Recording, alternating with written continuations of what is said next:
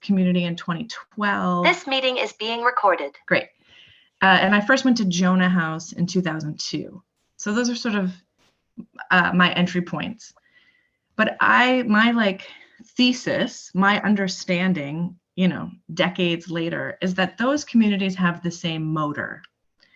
And it was like learning the rules of physics from 3 different teachers with slightly different starting points and slightly different emphasis, but the same course, the same academic course.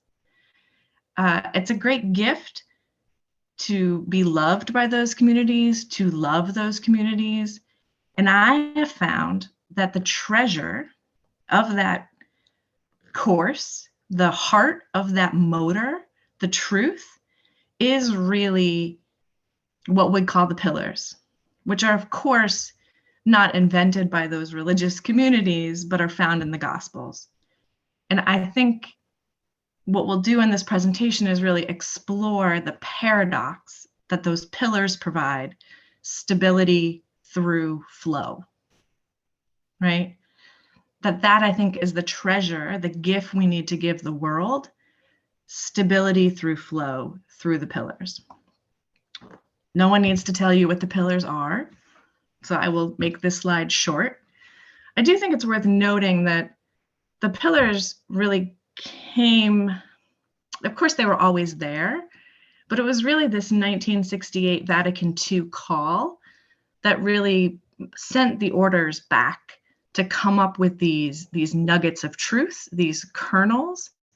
So, I find a lot of hope in that, actually, that the pillars are something that is a part of that Vatican II movement.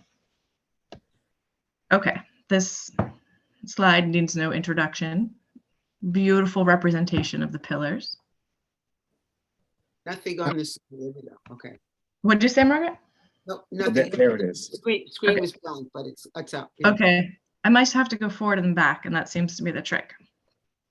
So, understanding the pillars: integrated yet distinct, powerful and differentiated, but acting in concert or communion with one another.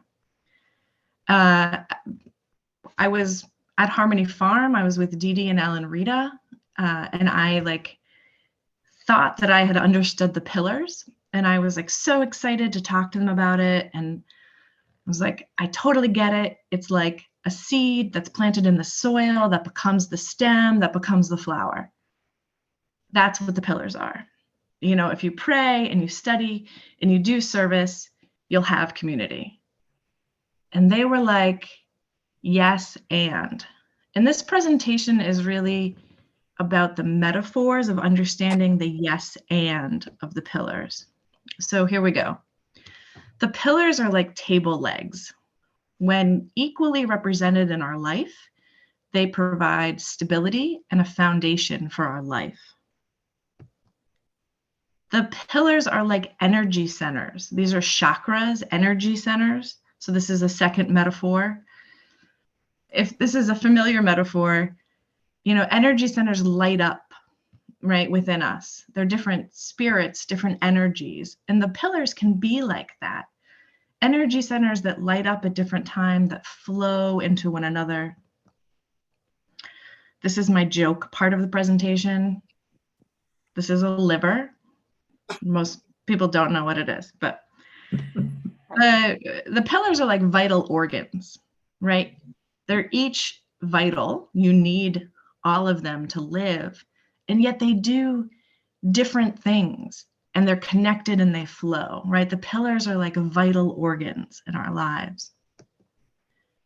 The pillars are like an orchestra that has a strings section, a woodwinds section, brass and percussion. Each of those sounds are so distinct, and yet overlaid with one another, there is endless combinations of beautiful music. And I'm just sort of going back and slowing down as we do this presentation. I'm thinking about how, you can have prayer being the steady drum beat, right? And sometimes prayer is such a very present part of our lives. It's right here, front and center. It's loud. And sometimes it isn't the most important thing that's happening, or it's not happening in a way that's noticeable. And it's a soft kind of tapping, right? So that idea that an instrument can be front and center, in the back, right? These pillars of prayer, study, ministry, and community, right? They're an orchestra. They can be like elements, right? These very distinctive elements, right? The classical sort of look at earth, water, fire, and air. You don't have to put a name on them, but just to sort of give an example, fire could be like your service, you're passionate about it. And air could be like study, or water like community, or earth prayer. And I'm not assigning a particular value. I'm just saying this is sort of how this metaphor might work for you. I don't know if you saw this show. I loved it a couple years ago. But the premise is that good cooking only requires these 4 things, and that the combination of these 4 things makes a good meal. And that if you can master how much salt, how much fat, like cream, a base material, how much acid, like lemon juice, right? And heat, cooking it, how much and how long and when and what order, like the beautiful things you could create with cooking, right? And thinking of these elements in our lives, these pillars of prayer, study, community, ministry, as salt, fat, acid, and heat. The 4 seasons, right? The pillars can be like seasons, right? We can understand them or feel them as seasons, right? Or we are having seasons with them. So, this is a very chronological, right? And not so much an overlaying or overlapping metaphor, but I do think we can have seasons of spring with our ministry and seasons of winter, right? We can understand that sometimes our sense of being in vibrant community is spring, and sometimes our sense of community is fall, right? It's ending, it's changing. Doorways, and I loved this. This is also from a conversation with Dee Dee and Ellen Rita. This idea that people are sometimes good at or drawn to a particular pillar, right? And that's beautiful in the way that God designed it. So in your life at any given moment, or just who you are as a person, one of those pillars might be easier for you, right? Being in community, we now call that being an extrovert, right? Your ministry or service. I am somebody that has worked with low-income folks, people that are struggling for a long, long time, and I find it energizing. There is a time in your life when being in that trauma, you've had enough and you've got to move on. And people are built differently for different vocations, right? Some people obviously live in monasteries and can have that silence with them, and sometimes prayer is easier for them, right? So it doesn't matter if you're drawn to a particular door or you're good at a particular door. The idea is to enter the door that you're drawn through and find the others. Find your way to the other doors, right? Keep moving.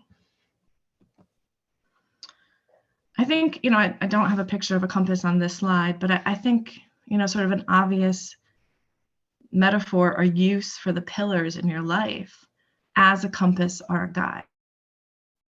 I just speak about this a little bit, but in which pillar do you feel strong or skilled, energized, full, happy, rooted, like you're doing well? My prayer life is amazing, but my community life isn't good, or whatever.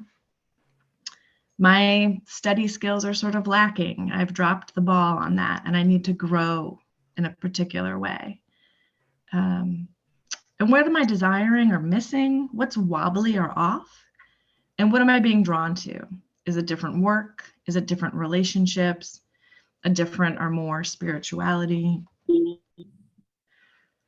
know, and one thing that I think is really fascinating is that all of these people who sort of represent those ancestral orders, those beginnings of Benincasa, so Catherine of Siena, obviously, Dorothy Day, a young Dorothy Day, and Dan Berrigan, lived through pandemics. It's fascinating. So Catherine of Siena, the plague, right? When I'm teaching about Catherine to school groups, I always say this, that the phrase "God bless you" came from the plague, because if someone around you sneezed, they were surely going to die. It was so bad, right? It's the plague. Everybody knows. It's so bad that you were encouraged to leave your family for dead, right? That was sort of your only hope.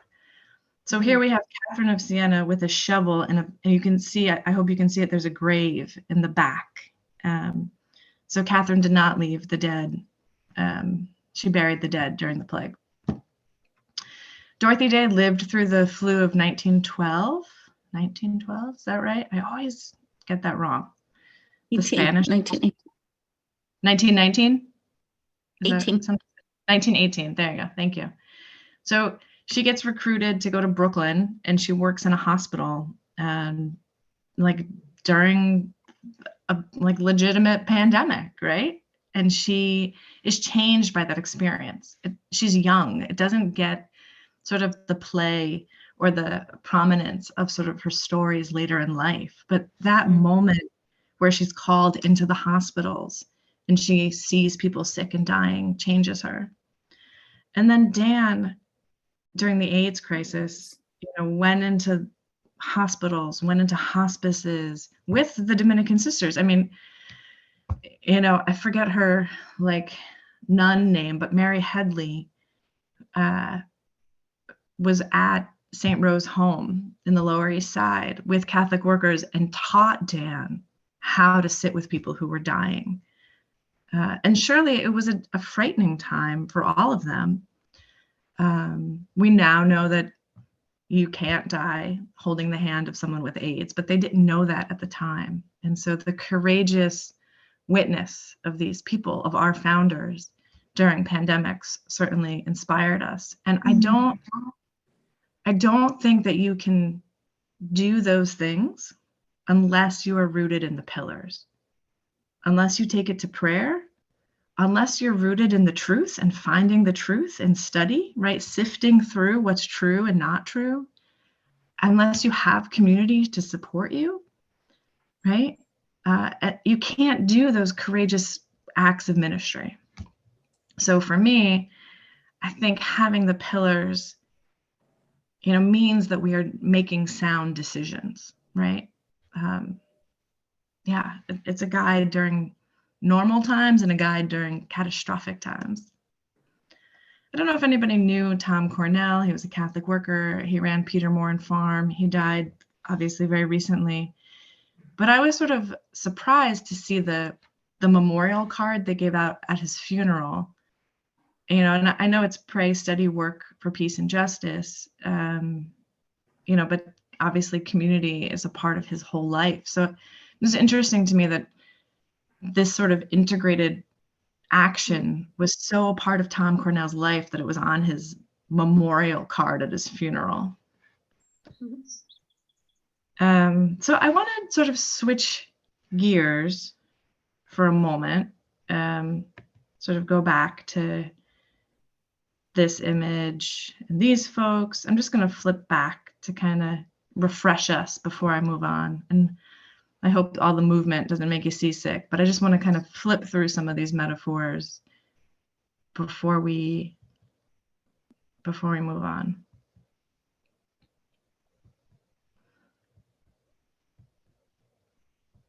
And the table. Okay. So, and I'm just going to go through them again just to get myself back.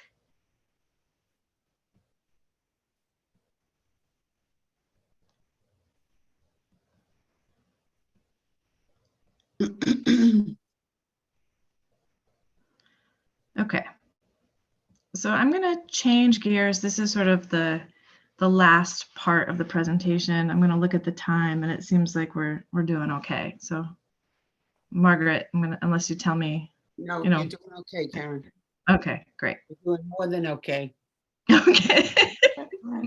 So now I'm going to talk about sort of this handoff from generation to generation. So obviously, I got it from you all, right? Like, I got it from Dan's community. I got it from the Catholic Worker. I got it from the Dominican Sisters of the Northeast. I got the treasure. I got the message. And yet, like, I feel a ton of responsibility to pass this message out. And I'm constantly thinking about a vocation to be a way station to the future, to be a bridge to the next thing. So in the big picture, the deep time, the gospel-oriented, pillar-based communities are still very much with us, right? We're here. And when you zoom in, when you focus sort of on this moment in 2023, we do seem to be struggling to pass this charism, this treasure to another generation. And I need not divert us to the horrors of the church that have gotten us here. I think that does not need to be a part of the conversation, but I want to focus on the handoff and not necessarily a lot on why there needs to be a handoff. So when I'm giving this presentation to other folks, this is sort of my like snapshot. I say I know more ex-Jesuits and almost Jesuits than current Jesuits. The women religious I know, and we're very close to the Dominicans, but also you may know the Good Shepherds. We're very close with the CSJs, the Mercies. So, and across the board, the women religious we know are being led by women in their 70s and 80s who are operating essentially nursing care for those who are 5 and 10 years older than themselves. And I don't think the lay communities are doing any better. Places like Jonah House are closing. Agape, I don't want to push them along further than they are, but they are, retiring, thinking about the end, wanting to hand off to another community and having a hard time doing it. So the Catholic worker sphere is also struggling to very much find a next generation or connect with the next generation. I think this slide is helpful, just in touching on, if you're so excited by the pillars and you love the charism and you care so much about it, like, why didn't you just join? And I'm not saying anyone on this call is saying that, but I think it kind of is an obvious question. And why didn't you join the Catholic Worker? Why didn't Sean become a Jesuit? Why didn't Andy become a Jesuit, or Spencer? Or, there's a lot of them. So Catholic Worker, Dominican, or Jesuit. And I'm thinking of friends who are on similar journeys. This is a compilation. This is a Karen response. This is like the Benincasa Community response to that question. So we felt like we couldn't be our truest selves in community. And I think a lot of that had to do with being in a canonical space. So people that are queer, women that would like to lead services are two sort of obvious places. But I think also just the age gap made it so that our truest selves on both ends were difficult. The autonomy or the green light to make changes. And again, this is like thinking of all of those communities. The location wasn't a place that we were connected to. And this might seem like silly or like, so what? But I think looking at where some of the current home bases are, like Jonah House in the heart of Baltimore, is a really hard place to live if you don't have friends and family in Baltimore, right? It's on a cemetery in the middle of Baltimore. Like, that's actually like not a sustainable place to live, right? So I think that's like very much a reality of the situation. Folks in leadership So not folks in the community. Oftentimes folks in leadership are suspicious of new folks coming in. They've got a job to do, which is preserve the community. And so being welcoming with open arms isn't necessarily the job of the people in leadership, but I think it could be a real bar. Maybe some of the people that are ready to evolve or change or hand off are on the fringes of their communities anyway. There is a lot of having to prove your worth. And we talk about this in the Catholic worker circle. There's like okay, I've been here for 18 years, volunteering once a week, like I think you know me by now, my intentions, my strengths, right? Like I'm 42. I'm not going to get any younger, and this is a good time to start handing off responsibility to somebody in their 40s who can kind of run with it for 2 decades, right? But there seems to be like a lot of proving. Power dynamics that can't be addressed. So power dynamics are everywhere. They're not necessarily even bad. It's just the problem is when you can't talk about them or address them or work with them. And then I think this is where we are now. We've got toddlers. Sean and I got married and had kids. And this idea of like, how do you incorporate families into movements, right? And I think that that's hard to kind of answer that question. So one of the like wisdoms, I think, about trying to bring the treasures of these communities to the way station for the next generation, I think of it also as a fireworks display and not necessarily a through line. So it's not like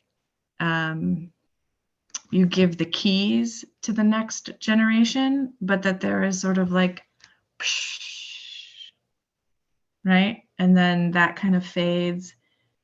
And then psh, another firework goes off in a different generation, right? And the through line may not be obvious. So while we didn't continue, now I'm speaking about Benincasa, while we didn't continue in a particular community or join a particular community, we did receive the support, the backing, the time, the talent that you would expect from any good parent, aunt, uncle, or grandparent. And so who the hell are we? The question. So, there's a lot of language on this page, a lot of mission, but I hope it becomes more concrete in the next couple slides. So we cultivate a community committed to prayer, study, ministry, right? So community, prayer, study, ministry. We're committed to peacemaking, and you can, like Dan Berrigan, the Plowshares, hospitality, right?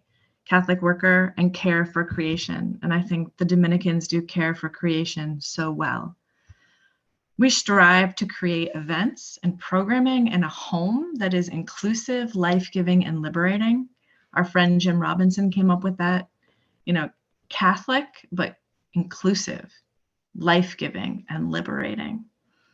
Our ministry in Guilford, Connecticut is earth-based, but in New York City, we renovated and reclaimed a vacant space for housing in 2 different convent spaces. And we believe that nonviolent direct action to disrupt, transform, and evolve systems. So we are activists, we are radical in our politics. A new, in parentheses, form of religious life. So now we're going on 8 years. I need to update the slide.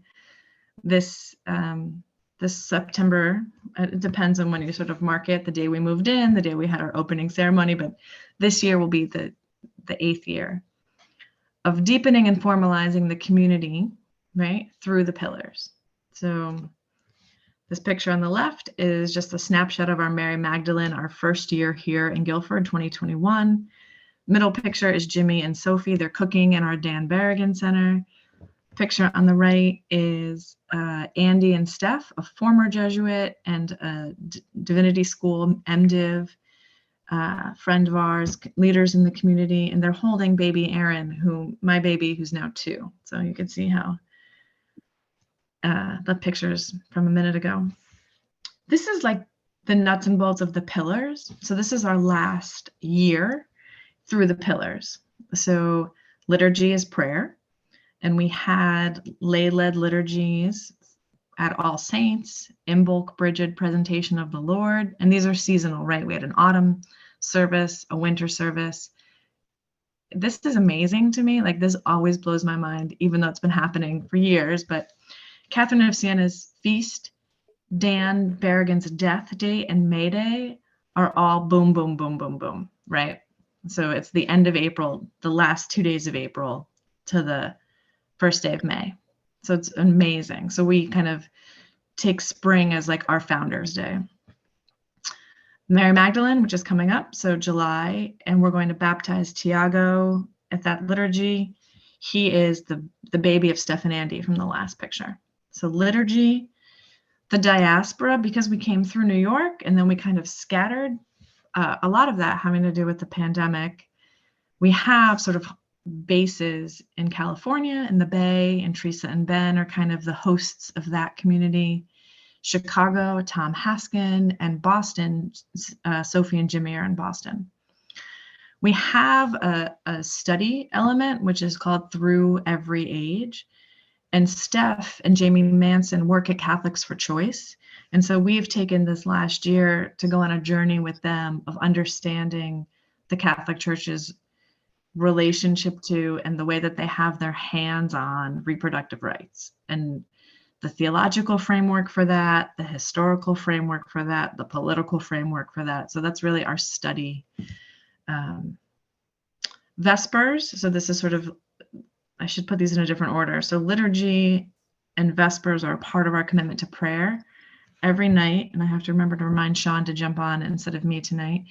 At 9 p.m. over Zoom, we use Dominican Praise, the Kindle, and Mondays are Sophie, Tuesdays are Maggie, Wednesdays are Jim Robinson, Thursdays are Sean or I, and Fridays Laura. These are the leaders. So now this is our second year of 5 nights a week saying Vespers together on Zoom so that anyone in the community can join. We have regular work days at Fisher's Nook. And so those are like 4 days that were just work days, but I'll tell you a little bit more about the farm in a second. And care for community. So we've really tried, as the community has spread, to keep ourselves in a directory with birthdays and contact information so that we can support one another even from afar. When someone's family member dies or someone has a birthday, we want to send a card. And Sophie's really taken on a lot of that. So here at the farm, just as zooming in on the ministry, and I'm sorry I didn't update some of this, but we are inviting students to come. And so these are Holy Cross students who did a week with us, and then we connected them with the Coalition of Immokalee Workers who are boycotting Wendy's. Those are farm workers doing amazing work. This last picture on the right is middle school kids who came and did like a whole year, once a week on the land, and they're doing an art project based with nature. We've connected with Martin de Porres, which is the Nativity School in New Haven. We connected with Fairfield, Yale Divinity. We've got interns, all sorts of sort of school groups that are coming here. We have our first summer intern who's a high school senior. His name is Elliot. So part of what we're doing is bringing young people to the land. Healing with the land. So our connection to the New Haven Catholic Worker means that folks are coming from the Catholic Worker to spend time on the land at Fisher's Nook with us. We have goats. Twiggy has passed away, but Harvey's still here. And then we got 2 more, Morning Glory and Nightshade. We've got 11 chickens. I do need to update some of these pictures. It's really beautiful land here. And the Dan Berrigan Center, and Dan himself kind of represents those pillars alive in different aspects of him. But it's this old barn And it's actually quite incredible. Oh yeah, here's Morning Glory and Nightshade, the two goats on the left. And our, we give our food to the Catholic worker, to the food pantry, to Mercy by the Sea. These are offerings. Sean made amazing sauce, and here's some beans. Here's a pumpkin that grew up the vine. Very cool. This picture on the right, I didn't realize Aaron's little head is in it, but this is the Dan Berrigan Center. We've done a ton of renovations, but this is the community center. This is where the kids stay. It holds like 8 to 10 overnight. And this picture of the sunflower is a Tom Lewis original. He was one of the Catonsville Nine with Dan, and he made that actual print in prison. And we were gifted that, which is amazing. Here's another inside picture of the Dan Berrigan Center with the wood stove. Here's Sean making all that sauce. Here is a picture of the garden last season. Here's a Catholic worker who came up to do some weeding. And this is just a few shots from New York. So this is the convent in New York that we renovated. We hung an Advent calendar. We unveiled it piece by piece every day in Advent to reveal this picture about refugees. The Archdiocese of New York was giving a lot of lip service to refugees, but not actually opening spaces. And so this was sort of a piece about welcoming the stranger. This is us in front of St. Patrick's on a different day about making sure that we're offering sanctuary. When did we see you a stranger and make you feel welcome? This is Jamie Manson on the right. Jamie and I are like unabashedly Italian, so it's very funny to me that she's holding that sign, but Sean Michael McCreight is very Irish. We went again to St. Patrick's, supporting folks who were victims of clergy abuse, and the Catholic Church was spending a ton of money lobbying to make sure that those survivors could not bring claims from when they were a kid, essentially like fighting the statute of limitations. So we had an action. Our last year in New York, our Mary Magdalene celebration included carrying Mary Magdalene through the Upper West Side. This is at Fordham, at their theology school. And this is just a picture of Sean last summer. This actually maybe not even sooner than that, like this, the end of winter at Agape in Massachusetts. And Agape is a Catholic worker community, friends with Dan, amazing creation center, earth center. And they had us, Benincasa, plant a tree in their garden as a way of sort of symbolizing the handoff from community to community and their blessing of us in that lineage. It was really powerful. This is like a total add-on. I just threw this in here because I thought that you would like it, but we early in our Benincasa life, we made Laura, who lived with us a few times, is an incredible artist, and she made these cutouts to tell the story of Dominic, and the Dominic that our Dominic is named after. So it's an incredible like paper cutout show. But anyway, Dominic of Calorwega is the Dominic that Jane of Aza dreamed about when she, was praying for a child.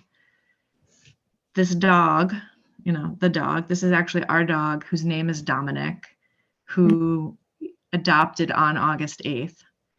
And then my son was born on August 8th. So we were like Dominican. And then the last Dominic is the sort of Dominic that you might be familiar with. So anyway, leaving this presentation with some good Dominican fire. I'm going to stop there, and I'm going to stop sharing as soon as I could stop doing that. Okay, great. And I'm going to go on mute, Margaret, and leave it to you, okay? Okay, don't go too far, Karen, because I think people, I'm going to invite people to ask questions. If anybody has a question, you can either just wave your hand or use the raise hand function on the bottom of your screen. Anybody have any questions, comments, observations?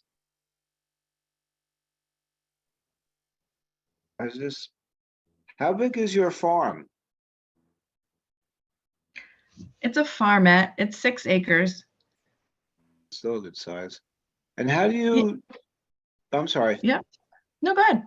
how do you raise enough money in order to be able to give away all of your produce?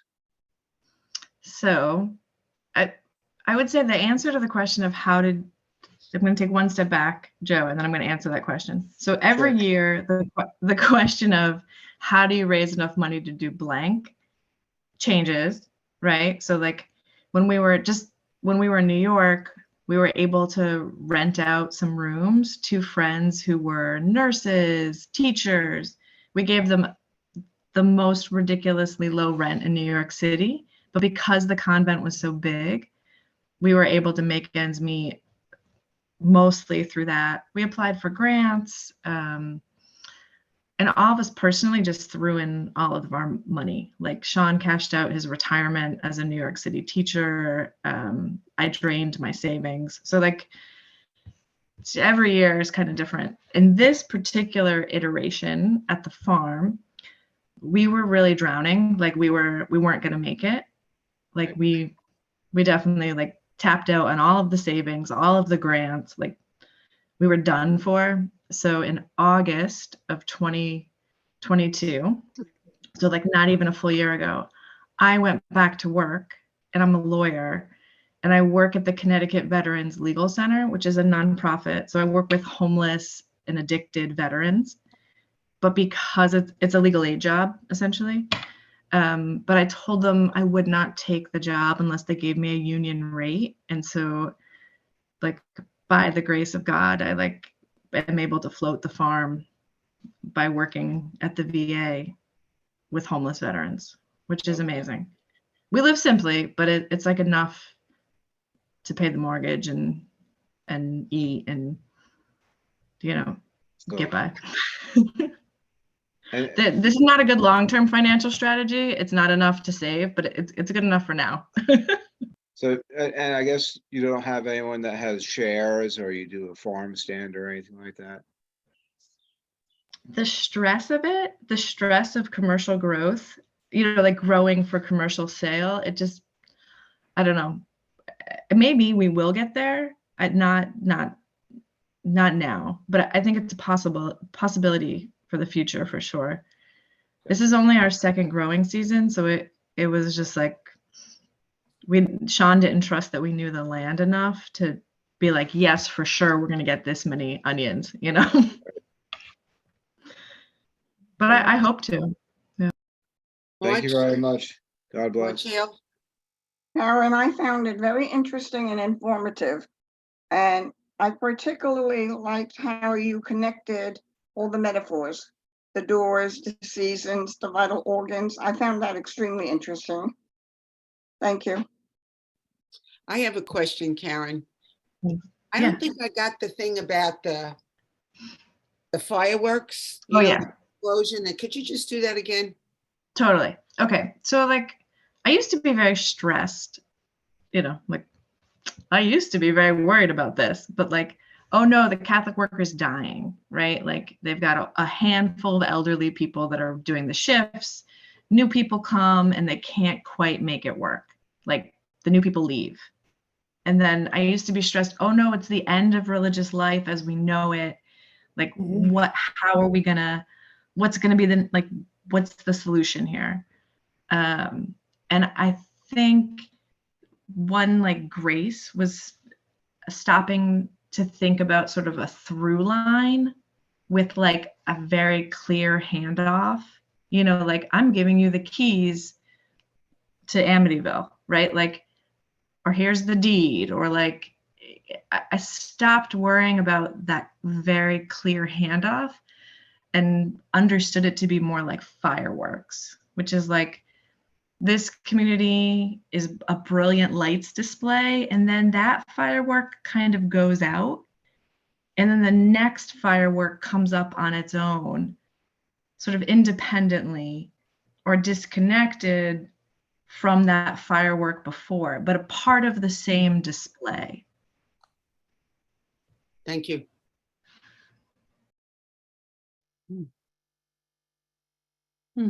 Anybody else? Questions? Yeah, Rob. Yeah, I was just curious, in your living this for all these years, have you encountered other communities, many other communities that are like-minded? Maybe they don't use the four pillars as a, as a identifier, but do you see that in the Christian tradition, like a whole other kinds of communities like this?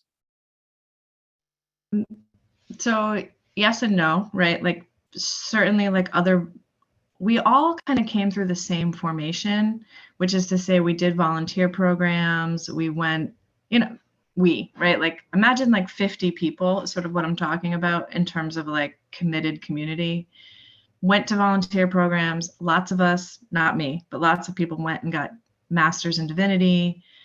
Like they're sort of similar tracks. And so in that way, I'm like, oh, in this setting at an academic school, there were lots of us, or like in a volunteer program, there were lots of us, or at the Catholic Worker House. So there are definitely kin, right? Like there are people like-minded. It is very clear to me that it is the vocation of Sean and I to create Benincasa community. And I think there are things like nuns and nuns. There are communities within Call to Action. I think there are other groups, but I don't know other people who are sort of saying I'm independent from the Catholic worker, from these volunteer communities, and I'm starting a Catholic community that is very progressive. I don't know, Rob, does that seem right? Or No, that was good. Thank you. Hey, Karen, it's Diane. I have a feeling, how are you? I can't stand using my phone on these things, but anyway, here I am. And I think I'm Peggy McVetti because we probably shared a link or something. So there's two Peggy McVetti, so I'm one of them. So, but I just wanted to say, you said something about the solution. The solution is you. The solution is you and your family and the passing on of these sacred pillars and our Dominican tradition to the people that come to your home, to the people that you share life with, to your children. This is our mission. This is the mission. This is the legacy.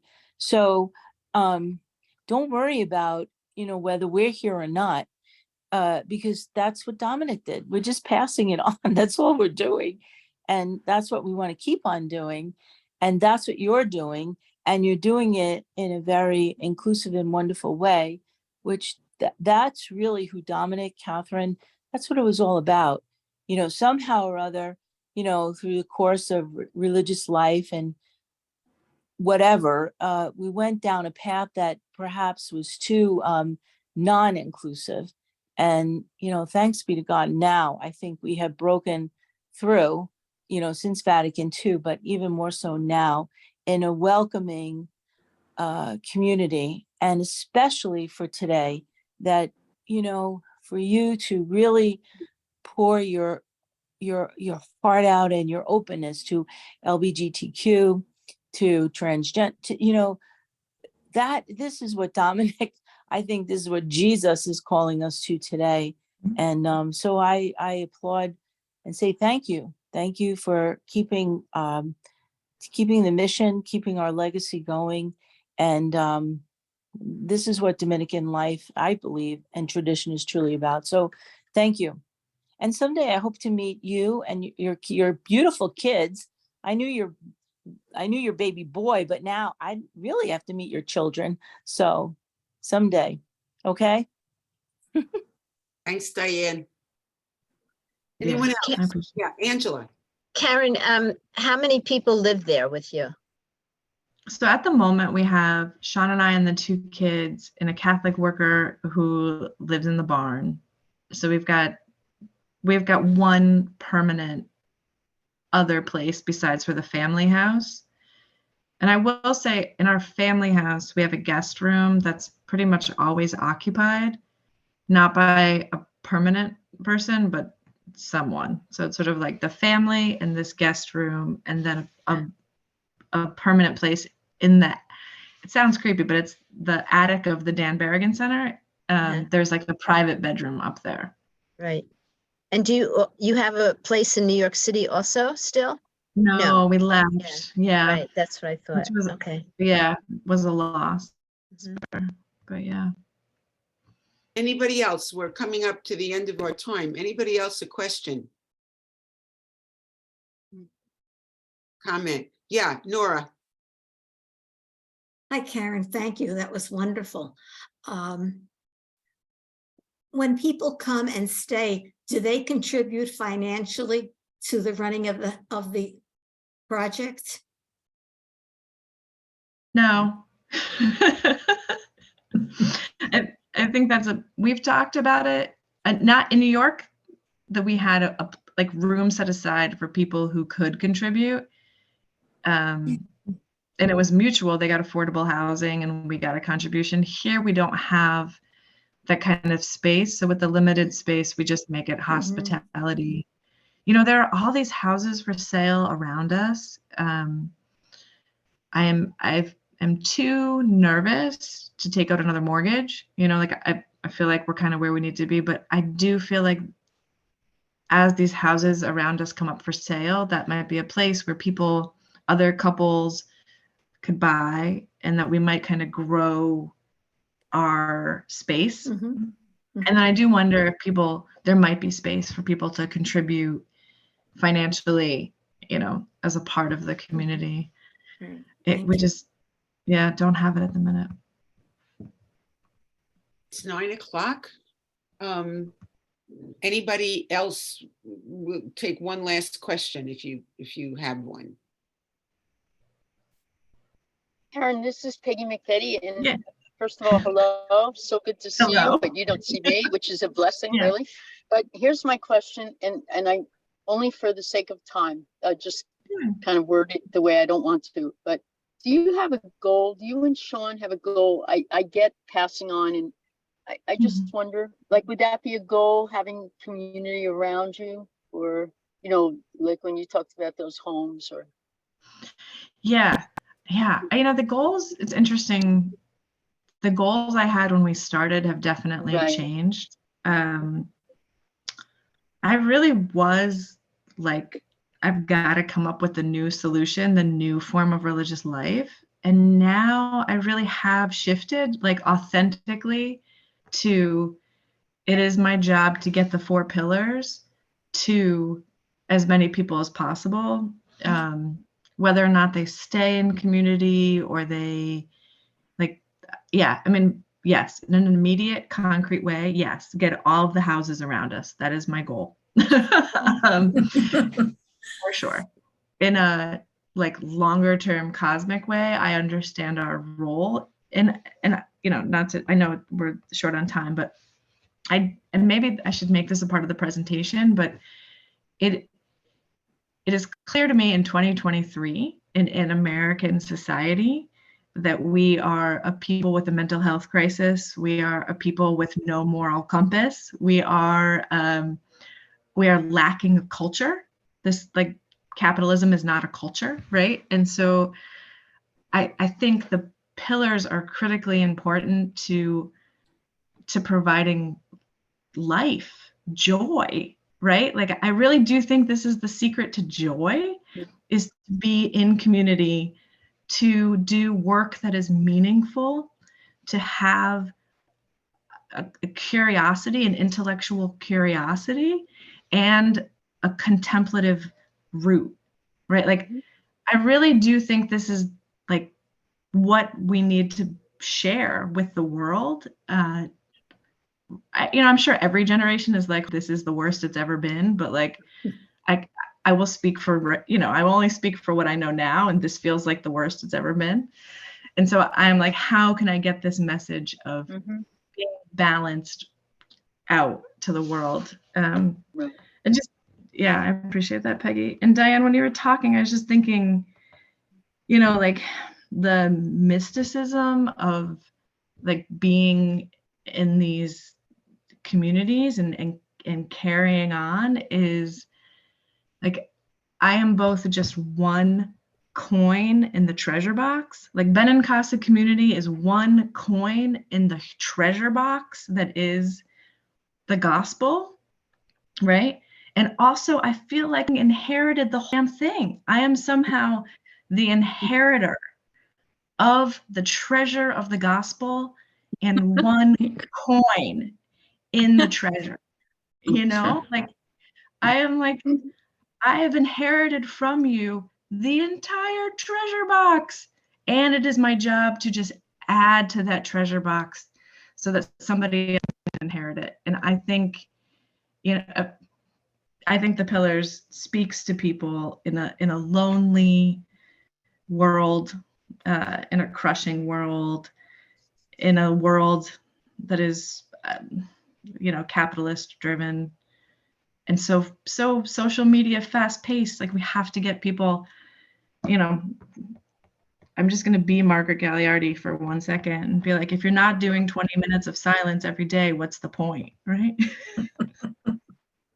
Well, I'm taking back the word goal. I think it's it's clear your vocation. Hmm. Yeah. It's very Okay, clear. it's 9:05. Howard. All right, I see another hand. Are we okay with taking one more question? Yeah, go ahead, Denise. I feel that everybody is trying to do so much through the Pillars that we have learned, but we need community because everybody always wants somebody to be in charge or somebody else to discuss it with. And when you don't have this, like you just said, what am I, the only one that cares? Mhm. You know, I had an accident and I can't see out of my right eye. I can't drive. Now what can I do?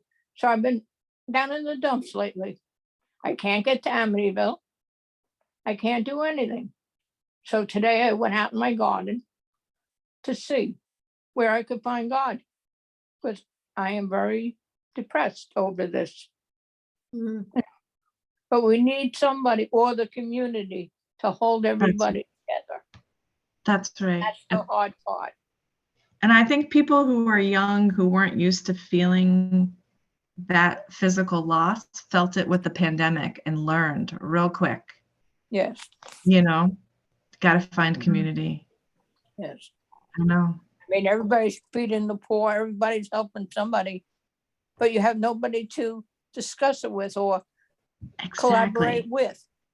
Exactly. I was making gloves and hats and everything else and handing them on the street. And one of our sisters in Amity said, Denise, somebody's gonna knock you on the head and take your car and everything else, and nobody would know where you are. That's how I became an associate through the sister. And I've, helped out the sisters at the mother house or the sick. I mean, even when I was in rehab, I was almost working there. I kept the people going. I mean, it was a Hasidic Jewish place, and nobody was listening to people that were sick. So I would get them going, doing something in the community room. One woman must have been 93. She didn't speak English, but she understood it. And I helped her where I could. That's right. It's all what we do. And we answer to God. We don't answer to anyone else. Oh, Denise. Thank you. Thank you, That's Denise. it. That's it. It's beautiful. Okay, it's almost 10 after 9. Karen, on behalf of everyone, I want to thank you and Sean and Erin and Thomas, really, for who you are to the Dominican family, who you are to the world. I think Diane Capuano spoke so beautifully about and captured really the essence of what you're doing. So I think you have our very deep love and support. Always. And we are here for you. And we know that you're there for us. Exactly. And that means a lot. That means a lot. Come see us. Come So, see us. all right. So Have a maybe nice we night. could get a crew together for Mary Magdalene Day on the 22nd. Yes. Yes. If you're interested in that, send me an email. If you want to go up Great. to Casa on the 22nd, send me an email and we'll see what we can do about organizing something, okay?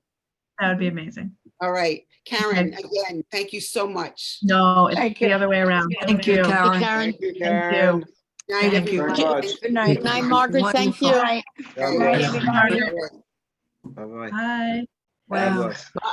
It was beautiful. Oh, Thank you. Wonderful, Oh, wonderful.